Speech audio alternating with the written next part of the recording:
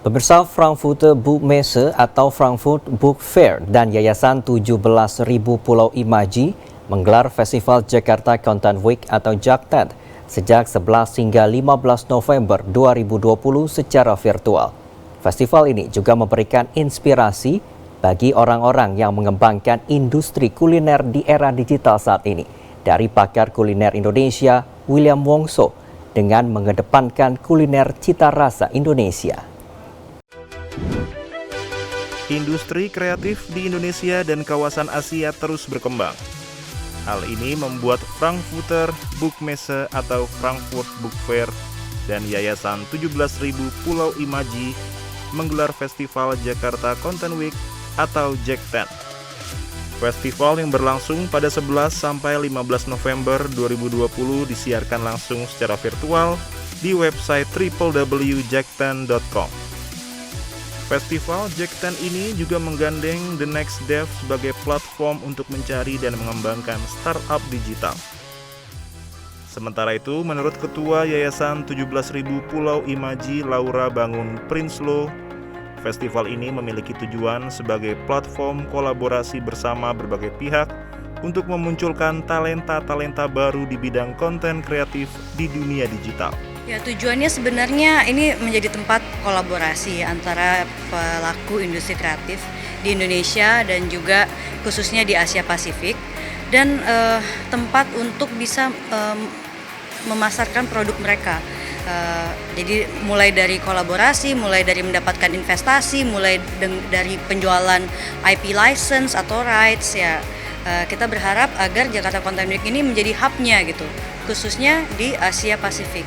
Festival yang digelar secara virtual ini memiliki 7 segmen dengan 140 acara dan lebih dari 300 pembicara hadir dalam festival ini. Salah satu pembicara yang dihadirkan dalam festival ini adalah pakar kuliner Indonesia William Wongso.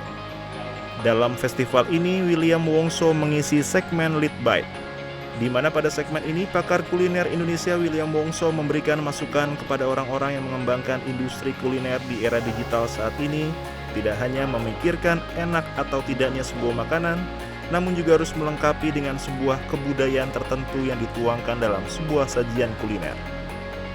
Hal inilah yang sangat dibutuhkan dalam industri kuliner. Sekarang itu lain seperti dulu.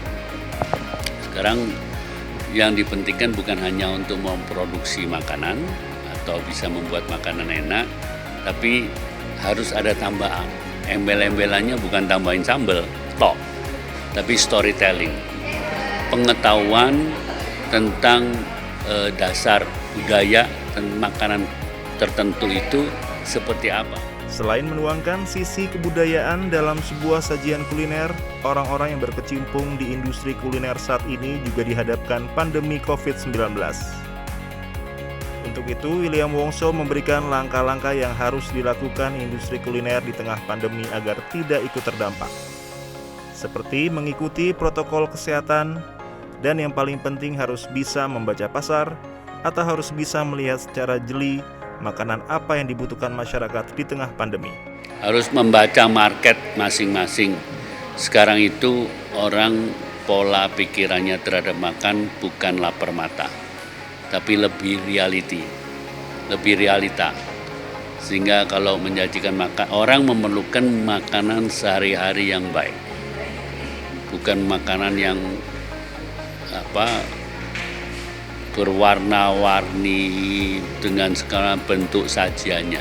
Sekarang patokannya pikirkan makan makanan sehari yang baik. Tidak lupa, sang pakar kuliner Indonesia ini juga berpesan kepada orang-orang yang berkecimpung di industri kuliner untuk mengedepankan kuliner dengan cita rasa Indonesia. Menurut William Wongso, kuliner dengan cita rasa Indonesia saat ini dan kedepannya akan terus mendominasi industri kuliner. Devri Novaldi, Jawa Post TV.